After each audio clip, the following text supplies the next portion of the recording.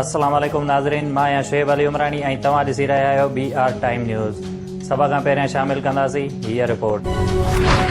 वफ़ाक़ी काबीना ब्रॉडशीट ऐं सरेमहल केस जी जाच लाइ अज़मत सईद ते ॿधल हिक रुकनी कमीशन जोड़ण जी मंज़ूरी ॾेई छॾी। कोरोना वैक्सीन जी ख़रीदारीअ लाइ तरीक़ेकार बि मंज़ूर।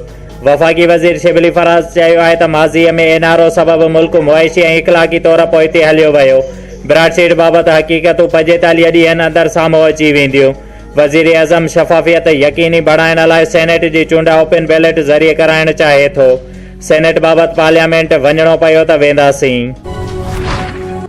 PDM सरबराह मौलाना फज़लुर रहमान जो आसिफ अली ज़रदारी ऐं नवाज़ शरीफ़ सां फ़ोन ते राब्तो।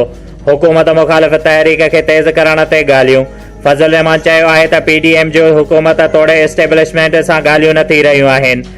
नवाज़ शरीफ़ ऐं आसिफ ज़रदारीअ जो हुकूमत खे हटाइण जो तरीक़ो मुख़्तलिफ़ थी सघे थो, पर ॿिन्ही जो मक़सदु हिकु ई आहे। हुकूमत ख़िलाफ़ बेइतमादी रिथ वारो ऑप्शन मौजूदु आहे। तजवीज़ ते अमल थींदे नज़र न अचे पियो। पीपल्स पार्टी ऐं नून लीग में बेइतमादीअ वारी रिथ ते इख़्तिलाफ़ सभिनी जे साम्हूं आहिनि। पीपल्स पार्टी सिंध सरकार जी क़ुर्बानी न ॾींदी, पर ॾेई वज़ीर शाह महमूद कुरैशीअ चयो आहे त PDM लाइ इस्तीफ़ाउनि जो मुनासिब वक़्तु 2023 आहे। उमरकोट में सरकारी वसीला इस्तेमाल करे इलेक्शन खटी वई। अॻूणे वज़ीर आज़म शाहिद खाकान अब्बासी ब्रॉडशीट मामले ते अॻूणे सदर परवेज़ मुशर्रफ ऐं टिनि नैब चेयरमैन्स खे जेल मोकिलण जो मुतालबो करे छॾियो।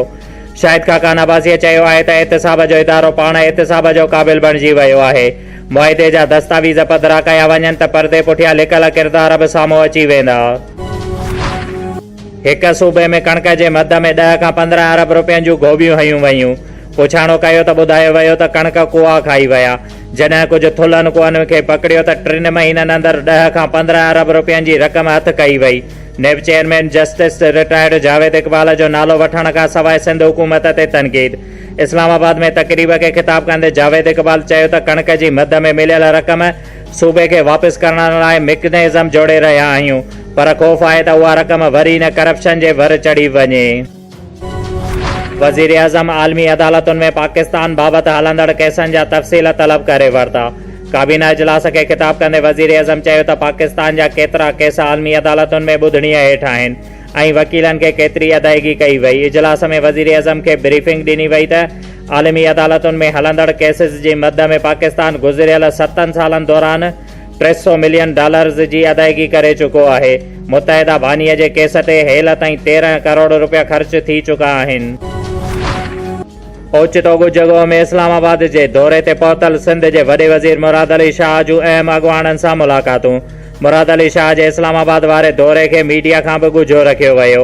वॾे वज़ीर मुराद अली शाह जी अॼु ई कराची वापसी अचण जा इम्कान। इस्लामाबाद जे F9 पार्क खे गिरवी रखण जी तजवीज़ कंहिं ऐं छो ॾिनी?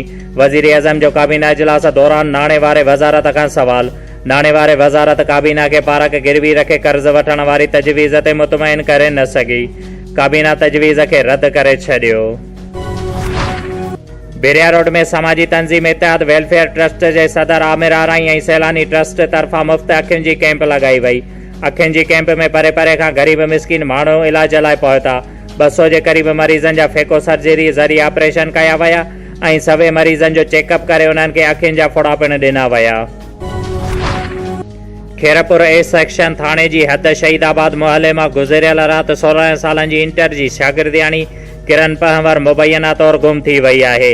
वारसनि पारां अगवा जो शक। हिन महिल ताईं छोकिरीअ जो पतो नाहे पइजी सघियो ऐं ॻोल्हा जारी आहे।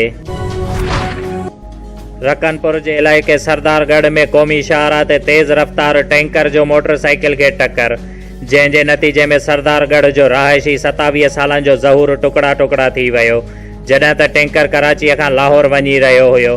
रकनपुर थाणे जी पुलिस ऐं मोटरवे पुलिस वाक़े वारे हंधि पहुची लाश पंहिंजी तहवील में वरितो ऐं टैंकर बि हथु करे वरितो, जॾहिं त ड्राइवर फरार थियण में कामयाब।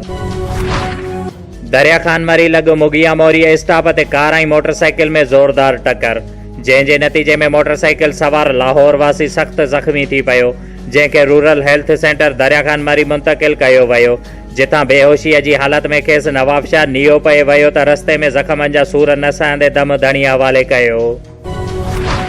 नौशहर फिरोज़ ॻोठ वॾा डंगराज में पीर मांधन जे क़दीमी क़ब्रस्तान ते कब्ज़ो करे दुकान ऐं होटलूं ठाहियूं वयूं, जंहिं बैदि क़ब्रस्तान में मज़ारी मोहल्ला गटरनि जो पाणी छॾे क़ब्रस्तान जी बेहरमती पई कई वञे। इंतिज़ामिया ख़ामोश तमाशाई, जंहिं ते ॻोठाणनि एहतजाज कंदे चयो त क़दीमी क़ब्रस्तान तां कब्ज़ो ख़तमु कराए गंदे पाणी छॾण ख़िलाफ़ सख़्त कार्रवाई कई वञे। डिप्टी कमिश्नर शहीद बेनज़ीराबाद अबरार अहमद जाफ़र चयो आहे त ज़िले अंदरि माउ ऐं ॿारनि खे ख़तरनाक बीमारीअ खां बचाव लाइ हिफ़ाज़ती टुकनि जे जारी कम में कंहिं बि क़िस्म जी कोताही बर्दाश्त न कई वेंदी। डिप्टी कमिश्नर महकमा सिहत जे ऑफिसरनि ऐं पोलियो टीम खे कामयाबी मुहिम ते मुबारकबाद पिणु पेश कई।